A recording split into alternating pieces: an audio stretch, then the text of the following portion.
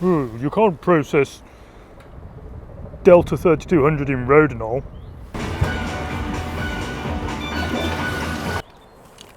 So, do you ever, or does that lens ever require you to consider the vignetting as you get towards the end of? It's not that bad actually. It's not? No. If I shoot with the filter on, it vignettes quicker. Yeah. But as I always tend to be shifting up, if I'm shooting portrait, I'm shooting up, or if landscape, I'm shooting up. The slight vignette you get at maximum shift only serves to just Darken the sky. Darken the sky a little bit, and it's not a problem. My 35mm Nikkor, I've got the third version. That's the first version. Yes, yeah. Vignettes more at full shift than the Pentax does. Yeah. I guess that's. I just think it's got a larger image circle. Yeah, I was going to say the image circle on that it's probably big enough for. Yeah, for 6x7. Yeah. Well, and the rest. Well, I mean, the rest. Yeah. Probably. I mean, the size of that. It's massive. You know what they say about big cameras. Well, you know, look how small I am. I need something, don't I, to compensate? Well, I was going to say big negatives, but you know. Oh, they've just started that now. Bastards. Get a bit of motion blur. It's the thing with the Sunny 16. So I've come round here and gone, right, I don't feel like I'm in such direct light. And I think it's still pretty close to f8. It's 5.6 and f8. I've opened up to, well, I've changed shutter speed to 125 without really kind of thinking what I was doing, just kind of automatically. You just kind of get used to it, don't you? You don't really... The thing is, right, when I was at school, I could remember, you know, before I had my mobile phone, I could probably remember 30 or 40 phone numbers. You could just, you know, you could just reel them off, you know, all your mates' phone numbers, everything. And then you get a mobile phone number and you don't need to remember the numbers anymore. And I don't know anybody's phone number off by heart. I struggle with my own sometimes. Yeah, I've had mine for 10 years. The brain is easily capable of working out the number of steps that the light does from darkness to, and relate it to apertures. Yeah. You know, it's not rocket science. It's not really difficult. We don't, you know, okay, we live in a climate that's always changing, but when it's sunny, it's only ever really f16. And when it's really overcast, it's only really 2.8. And when it's f16 in the sun, it's usually about between 4 and 5.6 in the shade. You know, and if you take that with a little bit of experience, after a couple of weeks, you know, if people got a meter and took it out with them everywhere they went, even without a camera, so they just had it with them whenever they're out and go, okay, it's probably so-and-so now. Check it. Okay, well, I'm gonna stop out. Do something else, go somewhere, different situation. I reckon it's about so-and-so. Check it. Within 2 weeks, they will be able to go out and nail within a stop what the light is. In almost any light. It's different shooting at night and in a lit interior. And you know. But for out and about in the day, and even if you don't employ that, to have that basic understanding is such a good thing to have. I did it with distances. Yeah, well, when I had my Rolly 35. Yes, because you can get. I mean, I'm a little bit out of practice now. When I sort of got back into film about 12 years ago, something like that. Sort of after a short time spent with a Nikon D70, and I bought a Voigtlander Vito B. and was like, don't know, can't work out how far away anything is, not least because it was in feet. Oh yeah, I'm no good with feet. No. Yeah, I can't quite remember the sort of timeline of it now, but I bought a M4 II, I think it was first. I remember going around with it, wanting to understand distances better. So I would look at something, guess how far it was away, then check it with the rangefinder, and repeat. And that process just was It's amazing really how quickly useful. you just pick it up. Yeah. Well, I had two Rollies. I had the 35S and the 35T. And they're great cameras. And when you do get that, you know, you find out you find you're getting your distances right to a couple of centimetres when you check it. Yeah. You know, our brains are capable of, you know, it's not complex maths. No. Well, it's that thing about being able to catch, isn't it? I don't know what it is, like some calculus or something. I don't know anything about maths, but the ability to catch a ball that's, you know, coming at you from quite a distance and grab it with one hand out of the air is incredibly complex. Mathematics, to be able to do, to be able to judge the speed and the distance and the angle and all that kind of stuff. But yet we can just go and catch it like that without even thinking. You know, so if you can do that, you can go out and go, it's dropped to 5.6 now. Yes. Yeah. Without necessarily needing to think about it. No. Yeah. And you know what the best thing about learning the light is you can get some cracking deals on eBay, because the manual cameras that have got broken meters, but are all manual and still work perfectly. Really good cheap cameras. Yes. You know, Nikon FMs and FM2s that have got broken meters that are going for like 25 quid. Yeah. But mechanically they're absolutely perfect. Yeah. Yeah. Yeah, this has got a functioning meter, but I haven't used it. And I don't, it wouldn't work with this lens anyway, so. No. Well, it would, just in stop down mode. No, because there's no way of it knowing, there's no way of indexing the aperture, so you wouldn't. Of course, it's the old, you wouldn't know, it wouldn't, It wouldn't relate to the body one. No.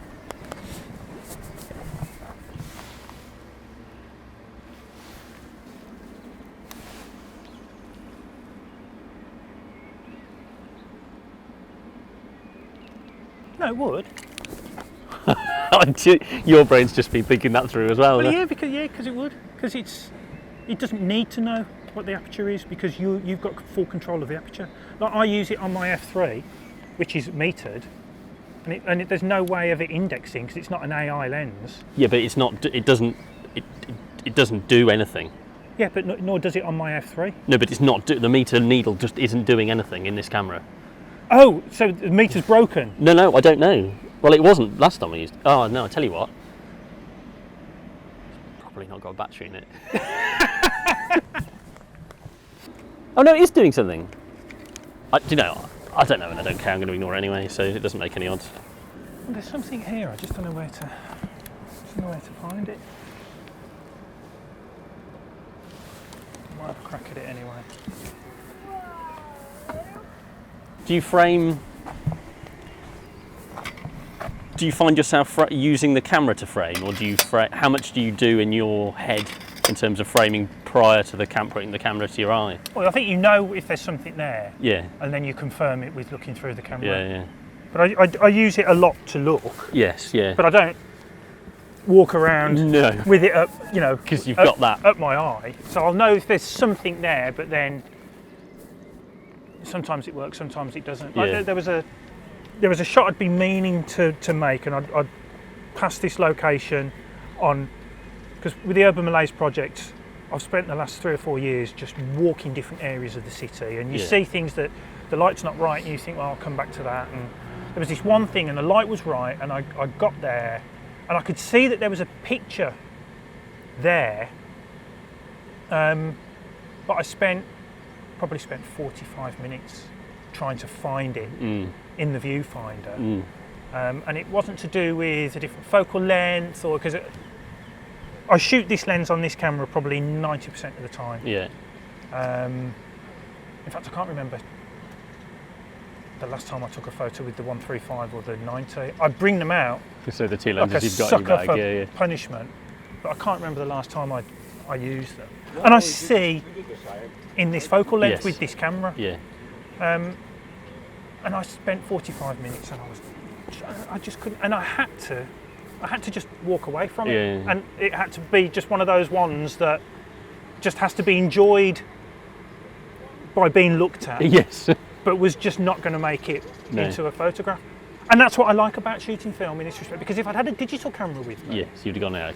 I'd have worked a few angles, and I'd have taken a picture, but it would have been a waste of time, because I know I'd have got back home and I'd have got the pictures onto the computer and I'd sorted them through and would have come to the same conclusion.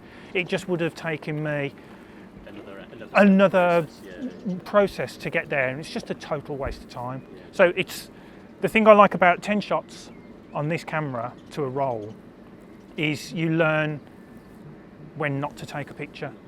Is as important as when to take the picture.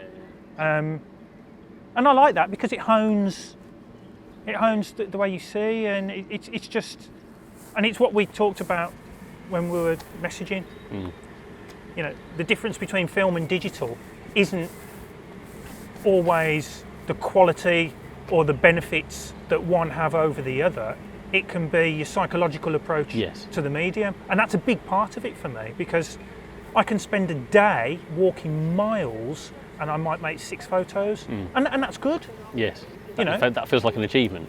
it feels like an achievement, but I know, okay, it's only 6 photos, but my hit rate is more or less 100% because I've taken time to frame and look and know, and because I shoot the same emulsions, I know exactly how they're going to react with how I meter it and everything. So all the variables are kind of I'm getting rid of those, and I'm ending up with more or less a keeper. So I can go out and shoot 10 shots, and I've got 9 keepers. Yeah. Whereas with 35mm, I'll shoot a bit more than what I really have to because I can, because I've got a few more. That's what I'm doing today. Yeah, and then for work, which I shoot digital on, I'm shooting a lot more because I'm still considered, because I've been doing it for 18 years, so I kind of know what's going to make a picture and what isn't going to make a picture. But I'm a lot more working angles and and my hit rate is much smaller. And it's easy to slip into that, shooting more because you can, and there's no cost implication. I guarantee if you put a tax on digital photography, on shutter clicks, every time you press the shutter, there's a monetary cost. People would really sharpen up. Yes. Or just start shooting film. Just start shooting film. It's cheaper. Yeah, but you know, all of those cons that film has, there's a cost. You don't get that many. It's a fixed. You know, you go out with the film, you rate it. You've got to stick with it. All of those negatives against the positives for digital, actually, for me, improve my photography. Because I'm looking harder, and you hear it a lot. You know, I like shooting medium format because it slows me down, and you hear that a lot. But it does, and it's a good thing, I think. But I think that, funny enough, that it slows me down thing is a. It's a bit of a mantra, isn't it? Yeah, but I have. It's become a bit of a cliche, and I think, unfortunately, there's quite a lot of misunderstanding. If you shoot medium format on a Pentax 6.7 with a shift lens on a tripod, you've got to be slow. Yes, it slows you down. If you shoot 35mm in a Mu 2, and you're saying, and you're still saying it slows you down, there's a why? and maybe it's because you're thinking more about the shots and blah blah blah blah. Yeah, but you might only have 36 shots, which is a way more than what the Pentax has got, but it's still way less than a 2 gig memory card. But it shouldn't slow the process of taking a photo down with a point and shoot. It shouldn't, but digital is so easy to just fall back into that bang, check, just tweak it, bang, check. And all that does is dilute your vision, I think. Because, you can do that with film and go, okay, I'm going to bracket, ding, ding, ding, ding, ding. But it's pointless. If you just looked and composed and thought and metered, bang, that's your shot done, and then you move on. But you don't have to think like that with digital. A lot of people do, and I, try and be more considered. But in a way, you don't have to. It encourages that kind of, shooting and moving and and looking and it can be a good thing sometimes. But for me, I just end up with loads of useless images. So I don't know. Everybody's different, and what works for me is not going to work for somebody else. But I shoot digital for work. I have done since the Canon EOS 10D came out. So when was that? 2005, 5 Oh, or is it that? 7 or something. I don't know. I was going to say earlier than that, isn't it? It The could have 10D, yeah, I think it's probably. It was their second digital camera, I think. I'd say it's early 2002 or 3. Oh, or it could have something. been. It could have been. But that was the first camera I got. Yeah. I think it was. Oh no, probably. I think it was, I don't know. I can't even remember. I think it was 3 megapixels or something. Yeah. And I had at the time a Mamiya 7 II, which is like the darling camera at the moment.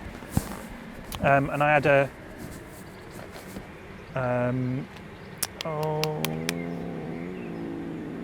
what was the name? Large format camera, Toyo 45 CF, which was a folding field camera. And this is not long after I'd gone full time in photography. So when I started full time, it was still film. So I'd got a Nikon F90, N90 or something. I don't know, some autofocusing. I'd got my Mamiya 7 II, and I'd got a large format camera. And then digital really started kicking in, and I sold the Mamiya and bought the Canon 10D. How much do those Mamiyas go for now? Thousands. Thousands, yeah. So I was an early adopter of digital, and I think one of the other reasons I don't really like it is because it's always been associated with work. Yeah. That's not to say I'm not passionate about the stuff I shoot for work, but it doesn't engage me creatively because it's commercial and it's marketing and it's artifice and, make something look like something it's not to a point, and it's, it doesn't really mean anything. It's to sell a product. I'm not engaged in it, in a really kind of passionate way. It's a living, I do it, it pays for my film. And this shooting film just feels like a completely different aspect of photography. It just feels completely different. Same medium, slightly different tools, but the work I shoot for myself and my personal projects is worlds apart, feels worlds apart from the stuff I do for a job. So yeah, it's the same. I suppose it's a difference between, two drivers. One's a taxi driver and one's a Formula One driver. Yeah. It's the same thing, but just at completely different ends of the spectrum, and that's just how it feels. Yeah. And I can't. I've tried taking my digital cameras out to shoot my personal work on. I just can't do it. No. I just can't engage with it. And I don't like the process of digital. I don't like sitting behind a computer. I don't like the unlimited options that digital presents. I work really well in really tight boundaries. Yes. Yeah. I think most people probably do. Yeah, but I don't think they'll admit it. No. If I can choose the ISO, I can choose where it's going to be colour, whether it's going to be black and white, then I can take it into Lightroom and I can decide to employ thousands of filters and emulate film looks and this and tweak it that way, and then it's too much choice. I can't. I'm exactly the same. It's why, I sold it now, but it's why I really enjoyed the monochrome, because it was the digital black and white Leica, because it took away so much. And the files themselves were quite limiting in what you could do with them, because there was no colour information, so you can't. If you lose highlights, there's no retrieving highlights from a different colour channel. It's just luminance. So if it's lost, it's lost. So the files were so much more constrained. You go out and you're shooting black and white. When you leave, you have that mentality. But what I've learned now is that I think I've kind of got over the need for that, because I've learnt now to just think. It's order of mental process. So if I'm going out to shoot with the Leica, the digital one, I commit to the decision. So this is going to be colour. This is going to be black and white. Yeah. You don't leave it open for. And because you don't see, even though it's. Because when you look through the viewfinder, it's just a window to the world. So there's no kind of, it's the same with black and white film or black, or, do you know what I mean? So I try and mentally commit myself to, and then apply similar processes to the photos. Yeah, I've tried it because it's all about consistency for me. Yeah. And if you look at my Instagram feed, It's fun, but it's ridiculously consistent. Because I showed it to Hannah, my wife, and she was really impressed. I mean, I don't know what she thinks about the type of photography, but her view was her first gut response to it was the consistency, and was how good it looked for that consistency. Well, yeah, and it's just, there are other projects I've been working on, but that feed kind of became what that single project, the Urban Malaise project, was. So to bring other stuff into it just felt wrong. Yeah. Because it was kind of about that. But consistency, it's so underrated. And I think it would be one of the biggest things to improve a lot of people's photography was if they started to try and be more consistent. I know it would improve my photography. The problem I have, I've got so many bastard variables all the time because I'm constantly shooting with different cameras and different film stocks and all that sort of stuff because it's about content. But what I found is, and this is why I started the project that I'm essentially that introduced you and me, if you see what I mean, was I wanted to limit myself to one film, one lens, one camera, albeit this is the Nikon mat instead of the f2. Yeah. I'm shooting that for the same film today because, and then one set of process, scanning, having it processed by the same company, scanning it in the same way. It's applying that, there's rules of constraints to get a series of some consistency in the end result. Yeah, I think if I'm drawn to working in series. I'm not interested as much in single hero images. I think a lot of people get hung up on. It's about each image is important, and it's about everything encapsulated in this, and it's about having a stunning single image, and they post those stunning single images, and that's great. But I've been kind of freed from that because I love working in series, so I like to. Each single image isn't as important as a group of images, and I like how working in a series, it's kind of it's a bit of a slow burn on what you're on about, but it kind of approaches it from slightly different angles, and okay, you take each of those images out on their own, and they wouldn't always stand up on their own as strong single images. No. But when they're together in a set, all of them together kind of give a feel or a mood. Yes. It's partly why I've been working on it for 3-4 years and just shooting a lot of the same content. But what it does, when viewed in groups, and I go back and I look at sequences of images, it conveys a mood and a feeling that some people try and capture in a single image. But with my subject matter, it's quite difficult because I'm shooting a lot of old buildings and just empty streets, which on their own aren't very interesting. And it builds a mood and an atmosphere, which I quite like. Yeah, so I really like series. When I was painting, it was always about groups of paintings around a theme. I was never interested in trying to find the single one that represented what I was trying to do or say. It was always 15 in a group about this. But this is. I mean, funny enough, this touches on another bugbear of mine, and there's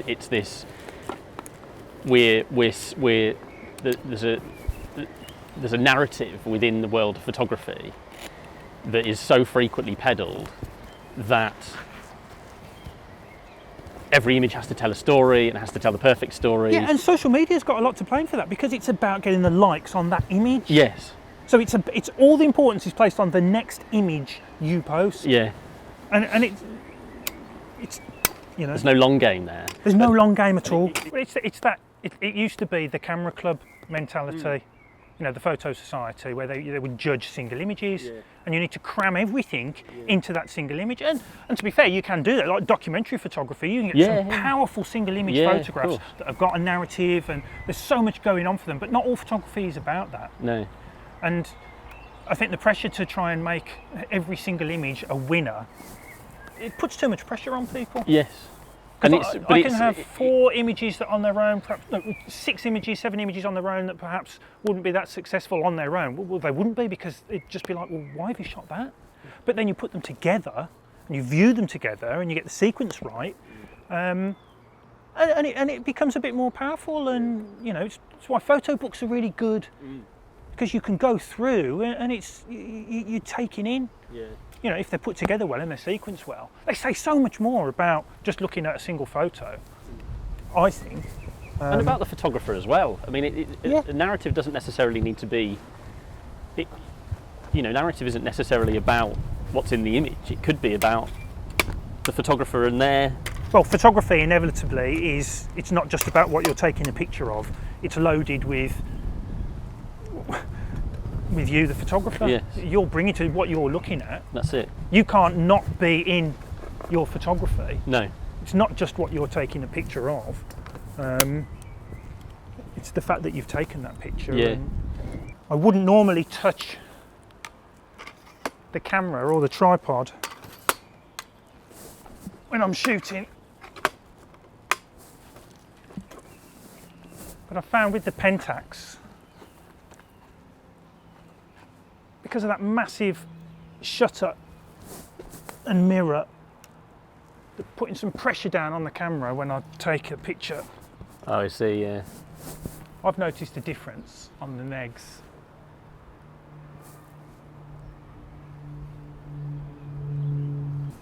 I've just realised why the meter wasn't doing anything. I've got it set wrong. Got the exposure index set wrong. Okay. I'm just going to ignore it.